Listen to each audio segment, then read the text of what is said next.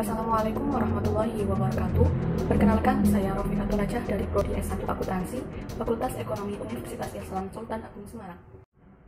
Pada kesempatan kali ini, saya akan menyampaikan mengenai ikhtisan, guna memenuhi tugas mata kuliah Islam dan Disiplin Ilmu yang diampu oleh beliau Bapak Dr. Andes Haji Bejo Santoso, MT PhD. Adapun cakupan pembahasan mengenai ikhtisan memuat 5 poin. Yang pertama, definisi ikhtisan. Secara bahasa, ikhtisan berasal dari kata istihsana, yastahsinu, istihsanan, yang berarti menganggap baik. Ikhtisan memiliki kata dasar yaitu hasan, yang artinya baik. Definisi ikhtisan yang paling tepat yaitu, ikhtisan adalah berpalingnya suatu mujtahid dari hukum yang biasanya dia putuskan untuk masalah-masalah yang semisal pada suatu kasus tertentu, karena adanya alasan yang lebih tepat. Definisi tersebut dikatakan lebih tepat sebagaimana yang disampaikan oleh Imam Al-Ghazali, karena definisi tersebut mencakup seluruh macam ikhtisan. Adapun definisi ikhtisan yang kurang tepat yaitu, ikhtisan adalah sebuah dalil yang terasa janggal pada diri seorang mujtahid dan dia tidak mampu untuk menerangkannya, sehingga dia pun tidak mampu untuk memunculkannya.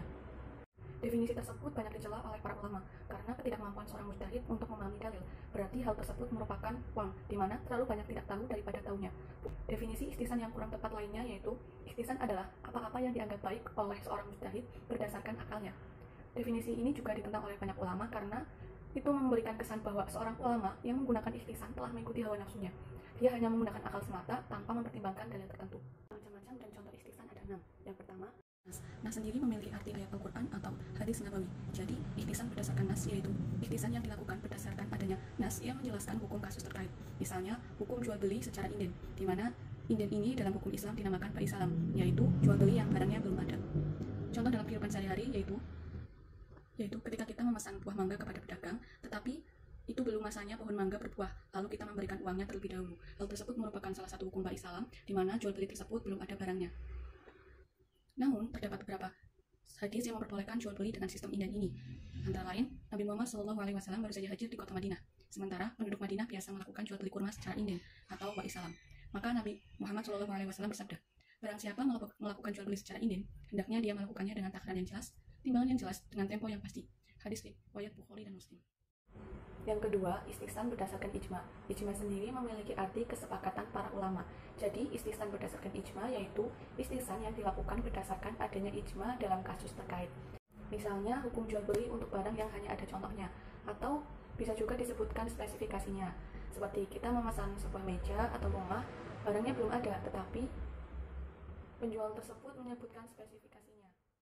Dalam hukum Islam tersebut dikatakan bahwa jual beli yang hanya ada contohnya dinamakan istisna. Istisna menurut kaidah hukum Islam itu tidak diperbolehkan, tidak sah, karena merupakan akad barangnya itu belum ada atau masih akan dibuatkan. Tetapi ada beberapa ijma di antara para ulama yang menegaskan atau menjelaskan bahwa istisna itu hukumnya diperbolehkan. Yang ketiga yaitu istihsan berdasarkan qiyas kafi. Qiyas kafi memiliki arti sifatnya terang dan kuat. Qiyas kafi itu kebalikan dari qiyas jali yang memiliki sifat samar dan lemah. Jadi ikhtisan berdasarkan qiyas kafi artinya ikhtisan yang dilakukan berdasarkan adanya qiyas kafi dalam hukum kasus yang terkait dengan meninggalkan qiyas jali. Sebagai contoh yaitu kasus tanah wakaf. Sebagai gambarannya yaitu jika seseorang memiliki tanah seluas 1000 meter, lalu dia mewakafkan tanahnya seperempat yang berada di tengah-tengah tanah tersebut dan tidak memiliki akses jalan keluar, maka kasus tersebut memiliki dua opsional, di mana ketika kita memakai qiyas jali, maka tanah itu selamanya tidak mempunyai jalan keluar. Untuk memiliki jalan akses keluar, maka harus membeli tanah tambahan sebagai jalan akses dari orang yang wakaf tadi. Untuk opsi kedua yaitu bila kita memakai qiyas kafi, maka tanah itu harus diberi akses jalan keluar tanpa membeli lagi kekurangan tersebut. Orang yang berwakaf tadi harus memberikan tambahan tanah wakaf untuk jalan akses keluar. Selanjutnya yang keempat yaitu istihsan berdasarkan urf. Urf memiliki arti adat istiadat yang tidak bertentangan dengan syariat Islam. Jadi istihsan berdasarkan urf itu istihsan yang dilakukan berdasarkan adat urf berkaitan dengan perkara terkait. Misalnya, wakaf itu harus berupa benda yang tidak bergerak seperti tanah pertanian, tanah perkebunan, ataupun tanah kosong. Namun wakaf itu sekarang juga boleh berupa benda yang bergerak seperti wakaf sepeda motor, mobil, emas perhiasan, bahkan uang kertas, karena adanya urf dalam masalah wakaf ini. Istihsan berdasarkan maslahah. Maslahah artinya manfaat yang tidak bertentangan dengan syariat, sehingga istihsan berdasarkan maslahah yaitu istihsan yang dilakukan berdasarkan adanya maslahah yang berkaitan dengan perkara terkait. Misalnya, apabila kita memasuki toko barang pecah belah, seperti gelas, piring, dan guci, kita tidak sengaja memecahkan barang tersebut. Apakah kita wajib mengganti rugi? Secara hukum asalnya, jika kita tidak sengaja, maka kita tidak wajib mengganti. Namun hukum itu berubah berdasarkan maslahah. Meskipun tidak sengaja, kita yang memecahkan barang di toko, maka kita wajib membelinya.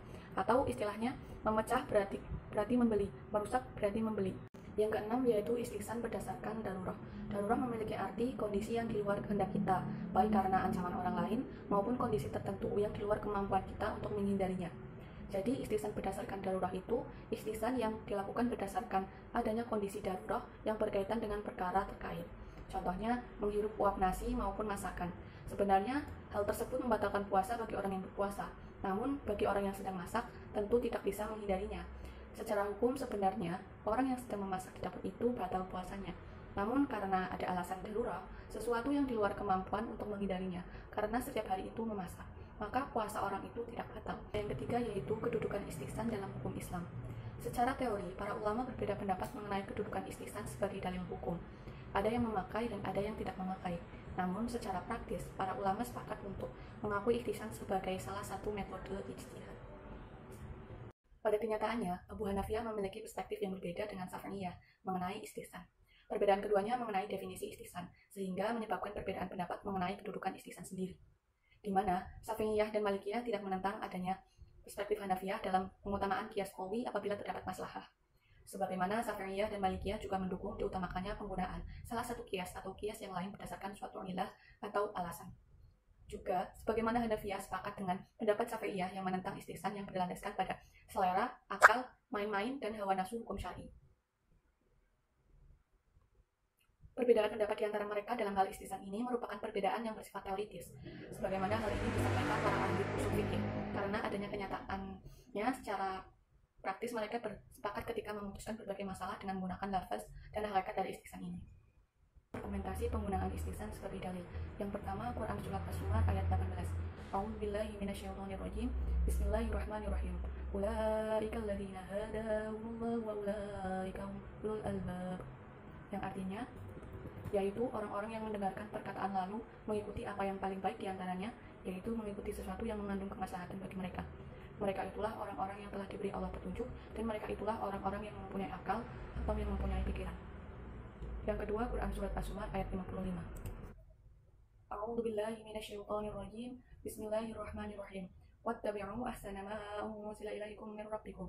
Yang artinya, dan ikutilah sebaik-baik apa yang telah diturunkan kepadamu dari Tuhanmu. Kedua ayat ini memberikan petunjuk bahwa hendaknya kita selalu mempertimbangkan mana yang lebih baik, dan itu disebut sebagai istihsan, yaitu menimbang perkara dengan ukuran kebaikan, yang dalam bahasa Arab dinamakan istihsan. Yang ketiga, hadis riwayat Ahmad dan Tabrani atau hadis Hasan, yang memiliki arti sesuatu yang dianggap baik oleh umat Islam, maka sesuatu itu pun baik di sisi Allah. Yang kelima yaitu pendapat ulama tentang istihsan.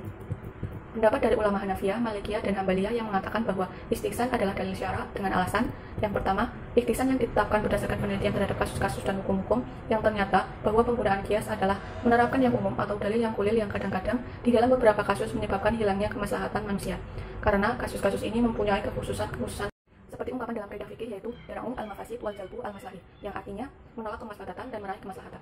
Jadi istihsan digunakan untuk mendapatkan kemaslahatan dan menolak kemadharatan atau menemukan maslahah yang lebih kuat dan madarat yang lebih sedikit. Yang kedua, istihsan ditetapkan berdasarkan penelitian terhadap nas-nas syarah yang menunjukkan bahwa Allah yang Maha Bijaksana bertindak dari sebagian kasus-kasus yang bisa digunakan qiyas atau umumnya nas kepada hukum lain yang memberikan kemaslahatan dan menolak kemafsadatan. Sedangkan ulama-ulama yang menolak istihsan sebagai dalil syara, mereka beralasan sebagai berikut.